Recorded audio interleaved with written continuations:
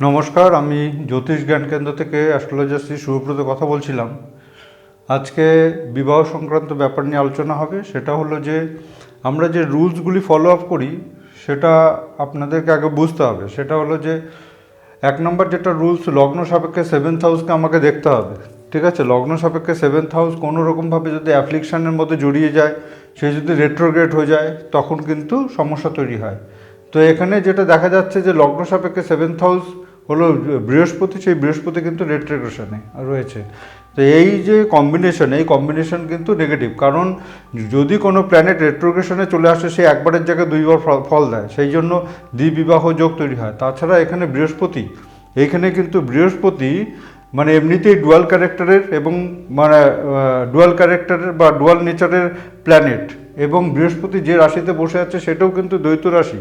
তো এখানে কিন্তু একটা দ্বিবিবাহের যোগের ইন্ডিকেশন কিন্তু রয়েছে, বিশেষ করে বৃহস্পতি রেট্রোগ্রেশনে থাকাতে আরও বেশি নেগেটিভ হয়ে গেছে।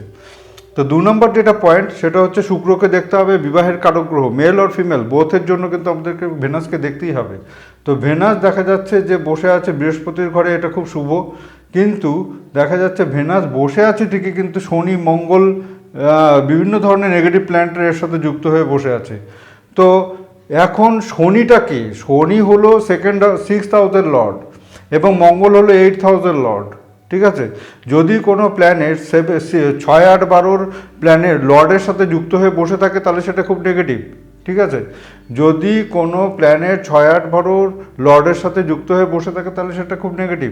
তো এখানে দেখা যাচ্ছে যে মানে বিবাহকারক গ্রহ যে শুক্র, সেই শুক্র কিন্তু শনি আর মঙ্গল যে 6th হাউসের লর্ড অ্যান্ড 8th হাউসের লর্ডের সাথে যুক্ত হয়ে বসে আছে, সেটা কিন্তু নেগেটিভ।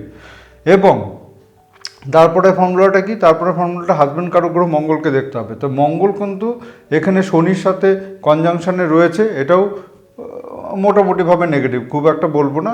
তো এখানে শনির যে পজিশন, সেই পজিশনটা ভালো, সবই ঠিক আছে, কিন্তু ওই শনির সাথে যুক্ত হয়ে বসে আছে, জাস্ট এতটুকুই ম্যাটার। এইবার 7th হাউসে যদি কোনো গ্রহ বসে থাকে তাহলে সেটা আমাকে দেখতে হবে। 7th হাউসে কোনো গ্রহ নেই। ঠিক আছে, তারপরে দেখতে হবে যে আমাকে দ্বিতীয় ভাবের অধিপতি, অষ্টম ভাবের অধিপতি, এই দুটোকে অবশ্যই দেখতে হবে, কারণ দ্বিতীয় ভাব থেকে আমার নিজের বাড়ির ফ্যামিলি, অষ্টম ভাব থেকে শ্বশুর বাড়ির ফ্যামিলিকে আমরা দেখি। ঠিক আছে, তো দ্বিতীয় ভাবের অধিপতি গ্রহ শুক্র, সেই শুক্রটা মানে দুটো নেগেটিভ প্ল্যানেটের হাউসের লর্ডের সাথে বসে আছে, অর্থাৎ এই জায়গাটাতে ডিস্টার্ব আছে। এবং 8th হাউসের লর্ড হচ্ছে মঙ্গল, সেই মঙ্গলটা 4th হাউসে বসে আছে, ওইটা অত বেশি নেগেটিভ না। ঠিক আছে, এইবার যেটা মানে মেন ম্যাটার, সেটা হচ্ছে যে আমাকে দেখতে হবে লগ্ন লর্ড কেমন পজিশনে বসে আছে এবং মানে কি তার ফাইনাল ডিসিশন। তো লগ্ন স্থানের অধিপতি গ্রহ বুধ রাহু কিন্তু অ্যাক্সেসের মধ্যে বসে আছে, অর্থাৎ তাকে সারা জীবন ধরে কোনো না কোনোভাবে ডিস্টারবেন্স এর মধ্যে ভোগ করতেই হবে। তো বুধ আর রাহুর যে কম্বিনেশন, এই কম্বিনেশনে কি হয়, রং ডিসিশন হয়। ঠিক আছে, বুধ আর রাহুর কম্বিনেশনে রং ডিসিশন হয়, অর্থাৎ লগ্ন অধিপতি গ্রহ প্রেমের জায়গাতে বসে আছে রাহুর সাথে যুক্ত হয়ে, তার মানে তার প্রেম সংক্রান্ত ব্যাপার নিয়ে যে ডিসিশন মেকিং সেটা কিন্তু ভুল হবে।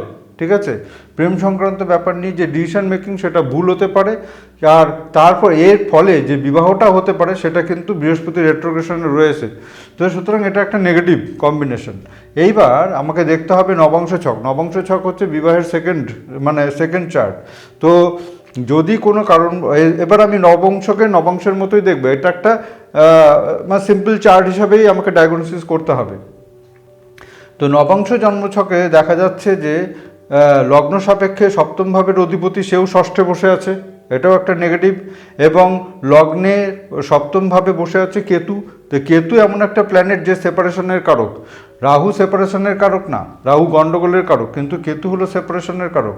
তো এইখানে এটা কিন্তু পুরোপুরি একটা সেপারেটিভ নেচারের প্ল্যানেটের ইন্ডিকেশন দেখা যাচ্ছে।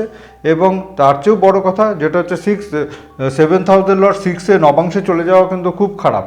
ঠিক আছে, এইবার শুধু তাই না, 6th হাউসের লর্ডের সাথে বসে আছে, হ্যাঁ, এবং 8000 লর্ডের সাথে 7000 লর্ড বসে আছে। এটা হচ্ছে সেই জন্যই কিন্তু এখানে দেখা যাচ্ছে যে ভীষণভাবে নেগেটিভ।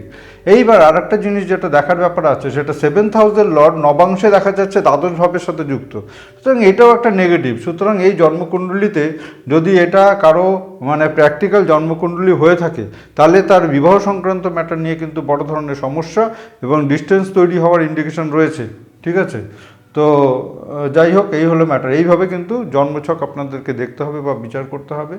যদি আমার ভিডিওটা ভালো লেগে থাকে তাহলে অবশ্যই লাইক করবেন, শেয়ার করবেন, ফলো আপ করবেন, কারণ এরকম আরও অসংখ্য কেস স্টাডি আমি আপনাদেরকে করাবো, যাতে একটা ক্লিয়ার কনসেপ্ট আপনাদের মধ্যে গ্রো করে যে কিভাবে ম্যারেজ রিলেটেড ব্যাপার, কিভাবে এডুকেশন রিলেটেড ম্যাটার, কিভাবে job related matter, business related matter, কোন সময় আপনি কোন টাইমটাকে ইউজ করবেন, কোন টাইমে আপনি ভালো কাজ করবেন, কোন টাইমে খারাপ টাইমগুলোকে অ্যাভয়েড করবেন, সেটা যাতে বোঝা যায়, তার জন্য এই ভিডিওগুলি আপনাদের জন্য করা হচ্ছে। আর আরেকটা কথা বলি, সেটা হলো আমার চেম্বার জলপাইগুড়িতে রয়েছে, শিলিগুড়িতে রয়েছে, ধূপগুড়িতে রয়েছে। এছাড়া অনলাইন কনসালটেন্সি চলে। যদি এই সমস্ত ব্যাপার নিয়ে আপনাদের যদি বুকিং করতে হয়, তাহলে অবশ্যই এই দুটো নাম্বারে আপনারা বুকিং করবেন, এবং বাস্তু সংক্রান্ত ব্যাপারে যদি বুকিং করাতে হয় তাহলে এই দুটো নাম্বারেই বুকিং করাবেন। নমস্কার।